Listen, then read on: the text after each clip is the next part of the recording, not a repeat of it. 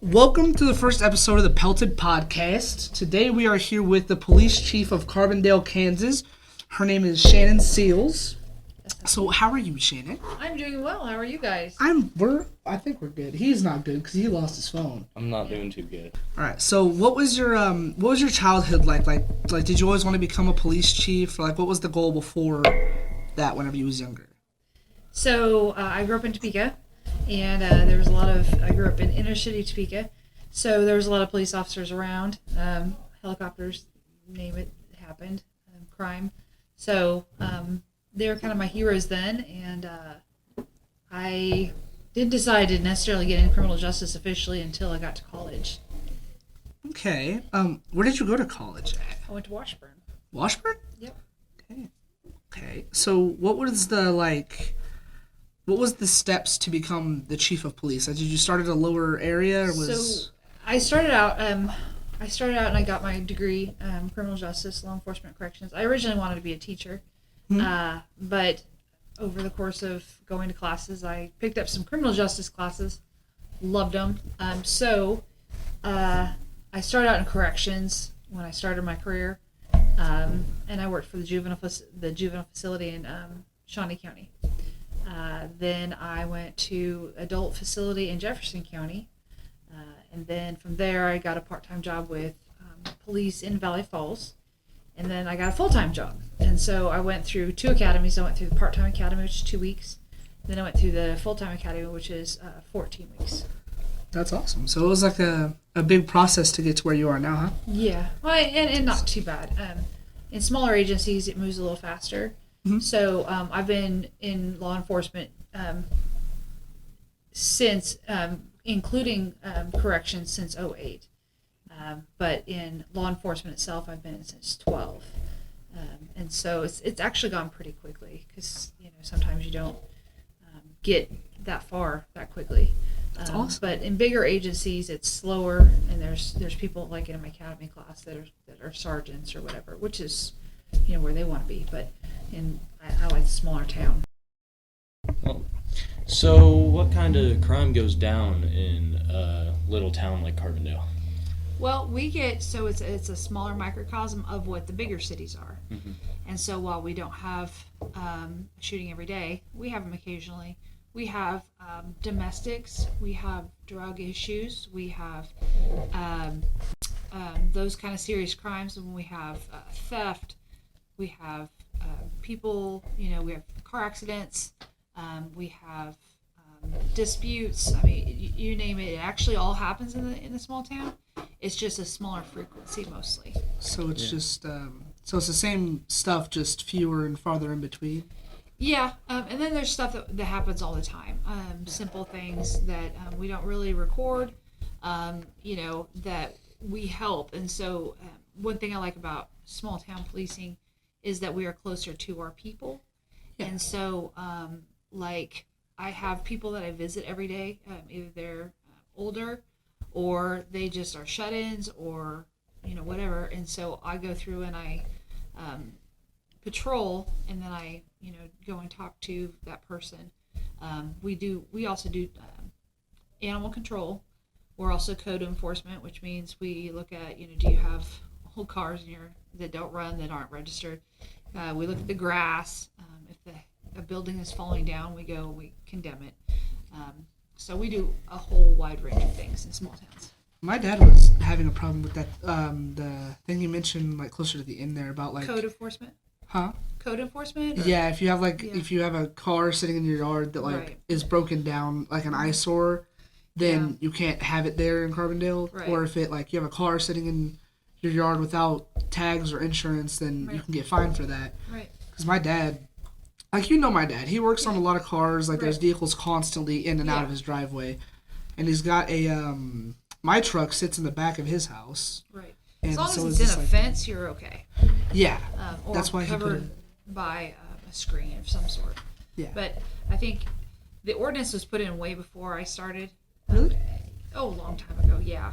And it was put there because they wanted to beautify. I mean, I grew up in Carbondale. It's always been like a really pretty town. I heard that the black marks, like the black tire marks on the roads, were getting out of hand, like around those areas. Oh. And they said that you gave them a speech about something. Could you like give us a rendition of how that kind of went? I think that I talked to your dad about right in front of his house because there was actually, I mean, I live right there. Yeah. And so there were several times I was even sitting on my couch and I would hear somebody burning out in front of your dad's house, and it's like, well, that's not appropriate, and it's kind of, kind of rude. It's like, because I know that they know that I'm, I live there. It's massive And noise so pollution. And it's an exhibition of speed, which is against the law. And so I think I've talked to your dad, and I've talked to Ashton, but it's not safe. I mean, let's not do that on city streets, because I mean, we don't know how that vehicle's going to react necessarily, and I don't want to end up with somebody with a car in their house, or a kid get hit, or animal or whatever. So we just need to be more respectful of our neighbors. Yeah. What was the most recent arrest you made, and what was the cause of it? So I don't get to get out and make a lot of arrests. The guys make more arrests than I do. Yeah. We've had cases though. I'm trying to think what the last arrest. I think it was a warrant. So when we do car stops, sometimes a warrant will pop up on a car stop, and so we have to collect that person and take them down to the jail so that they can take care of their legal issues. So that's usually it. Nothing super exciting, which is fine because nobody wants to wrestle with anybody. So by saying, I'm going to enforce the law evenly, I'm going to be fair. If I write, you a ticket, I'm going to write you a ticket. It doesn't matter what your name is. Yeah. Doesn't matter, we're going to be consistent with how we uphold the law. So, but we've got a great team right now. And I'm really excited to keep moving forward and maybe add a few more as the city grows. They all do a really good job from like what I've seen and all that. Thank you. We have our moments. What you said there close to the end actually perfectly leads into this question. It says, have you ever had to like arrest or legally punish a loved one, and like what kind of mental process goes along with doing that? So I have not personally arrested any family members, but I've had family members that received tickets in town, and the officer immediately, and it was before I was chief, the officer notified me, and I asked them what my family member was doing, and they said, well, they were speeding. And so I'm like, well, that's what you're supposed to do. In my opinion, if my family breaks the law, then they need to pay the punishment for that. They're not exempt. I'm not above the law. If I was caught speeding, I certainly deserve a ticket, and we're the same as anybody else. We have to follow the law, and if we don't, it kind of makes us hypocrites.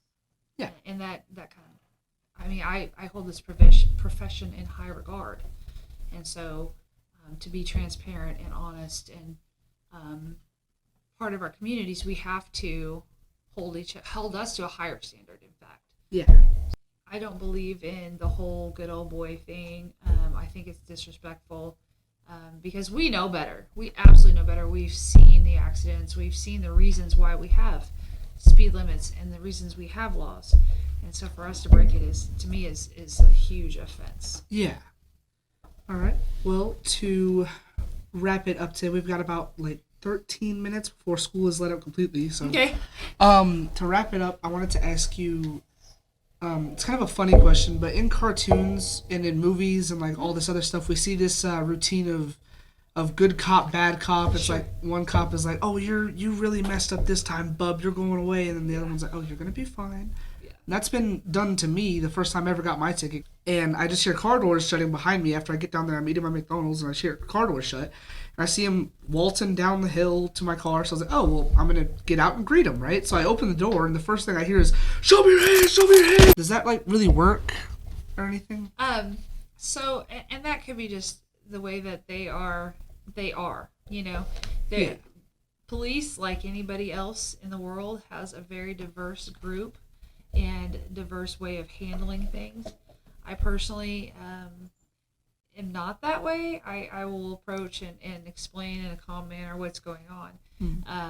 But some people have been through things, and so if they've got those scars, they've had somebody get out of a car on them and come back and attack them, or shoot at them, or that kind of thing. So there's always a reason behind people's behavior, and so sometimes I thought you'd probably ask. So when I'm interviewing someone about a crime,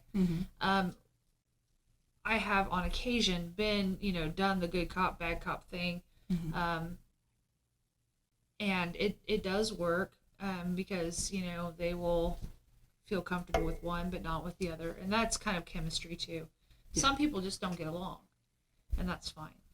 But yeah, there's a little bit of that goes on, and it's all psychology and stuff like that. So and then that's something that they kind of sort of teach us. So it seems to work though. How to get somebody to talk to you.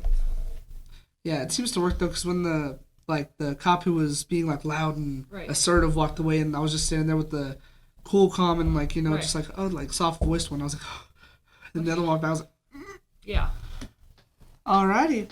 Well, thank you so much for joining us today. So, I hope actually, I'll just see you guys next time with our next whoever we're gonna interview. So. Yeah.